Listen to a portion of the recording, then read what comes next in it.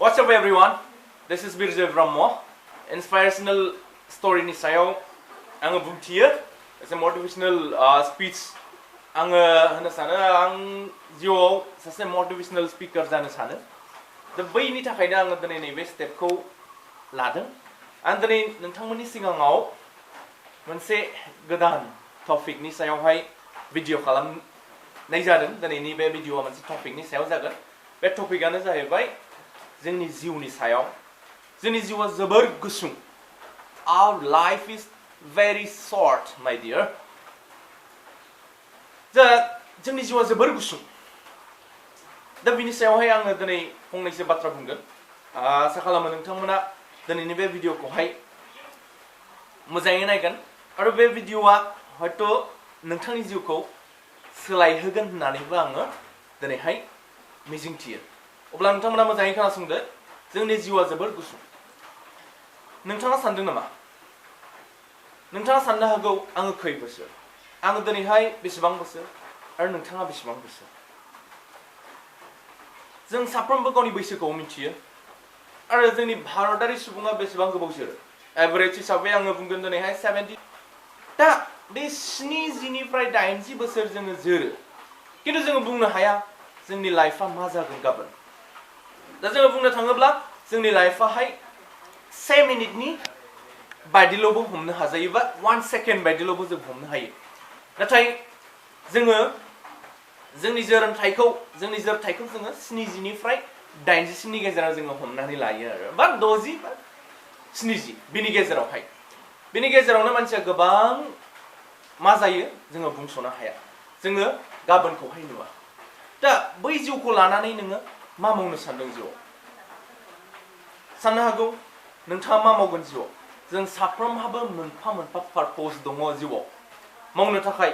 मोनफा मोनफा पारपसेसनि थाखाय जोङो जिउआवहाय हयथ' फाथाय हरजादों अब्ला दिनै नोंथांनि खामानिया नोंथाङा मा सिचुएशनाव एबा मा पजिशनाव दङ नोंथाङा जुदि सासे आबादारिब्ला नोंथाङा जुदि सासे बिजनेसमेनब्ला नोंथाङा जुदि सासे स्पर्ट्स पार्सनब्ला नोंथाङा जुदि सासे जब मावग्राब्ला अब्ला नोंथाङा दिनैनि बे समावहाय मा खालामनो हायो ओंखायनो आङो बुंदों जोंनि जिउआ जोबोर गुसुं बेखायनो नोङो जायखौहाय साबसिन जिउआव मोजां मोनो बै खामानिखौ माव जोंनि जिउआवहाय गोबां खामानि मावनो हानायनि हयथ' जोंनि समा गैजोबा दिनैहाय आंनि जिउआ हयथ' 30 नि खाथियाव थांगासिनो दङ आरो आङो जोरबावगोन हयथ' 40 इयार्ससिम अब्ला बे 40 इयार्सआवहाय आं मा खामानि मावो दा आङो मोनफ्रोमबो बिथिङावहाय आंखौ मावनो सानोब्ला हयथ' आं जाफुंसारनाय नङा दा ओंखायनो जाफुंसारनायखौ मोननो थाखाय जोङो जोंनि रियेल गलखौ जोङो सिनायनानै लाग्रोनांगोन मानोना जोंनि जिउआव जेब्लाबो खामानि मावबाय थानाय बा जेब्लाबो खामानियाव स्टाक जानाय जेबो रिलिफ गैयै जुदि जायोब्ला जोंनि जिउआ प्रेसाराइज जानानै जोङो सुखु एबा शान्तिखौ मोननाय नङा दा बेखायनो आंनि बुंनांगौआ बे दिनैनि बे भिडिअजों नोंथांनि सिगाङाव आं बुंनो सानदों जे नोंनि आसोल एबा रियेल गोसो जानाय एबा मावनो साननाया जिउआव मा फालाय जोङो बैखौसो आइडेन्टिफाइ खालामनांगोन गावखौ सिनायग्रोनायजों लोगोसे जोंनि आसोल गलखौहाय सिनायग्रोनो नाजानांगोन अब्लानो जोङो जिउआवहाय हयथ' खम समनि गेजेराव हयथ' जोङो मावनो हानाय एबा जाफुंसारनायखौ हयथ' मोनहैनो हागौ दा आंबो सासे जाफुंसारै सुबुंसो नाथाय आङो दिनैहाय बे टपिकखौ नोंथांमोननि सिगाङाव लाखिदों मानो होननानै बुङोब्ला आंबो जिउआवहाय सासे साक्सेसफुल बा जाफुंसारनाय मानसि जानो आंबो गोसो थ' ओंखायनो आङो आंनि साननायखौ दिनै नोंथांमोननि सिगाङाव एक्सप्रेस खालामदों बा बुंथिदों हयथ' नोंथाङा नङाब्लाबो सोरबा सासेया हयथ' आंनि दिनैनि बे बाथ्राखौ नुनानै बा खोनासंनानै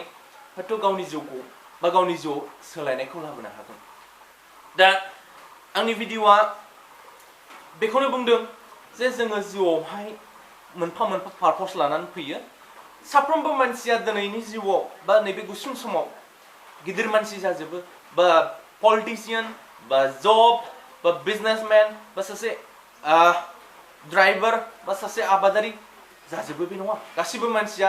आलदा बयहाबो मोनफा मोनफा जिउआवहाय टेलेन्ट लानानै फैदों थ' ओंखायनो जुदि नोङो जिउआवहाय माखौ साबसिन मोनदों बैयावसो जोङो जाफुंसारनो हागोन। थ' नोंथाङाबो नोंनि सिङाव थाखोमानाय नोंथांनि हिडन टेलेन्ट बेखौहाय सिनायथिनायजों लोगोसे खामानि मावनो नोंथाङाबो आवगायगोन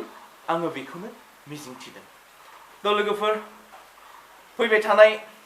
आंनि नेक्स्ट भिडिअसफ्राव आङो बिदिनो माखासे मटिभेशनेल माने थुलुंगाखांनायनि सायाव बा थुलुंगाखांनायनि माखासे स्ट'रिफोरखौहाय आङो शेयार खालामगोन आंनि चेनेलाव। थ' आङो नोंथांमोनखौ खावलायबाय थ' आंनि नेक्स्ट भिडिअ फैजासिम नोंथांमोना नेनानै थाबाय था आरो गावखौहाय जेब्लाबो माबा मोनसे खामानि मावनायाव जेब्लाबो थुलुंगाखांनाय लाखिबाय था। लोगोफोर दिनैनि भिडिअआ बेखिनियानोसै। Thank you.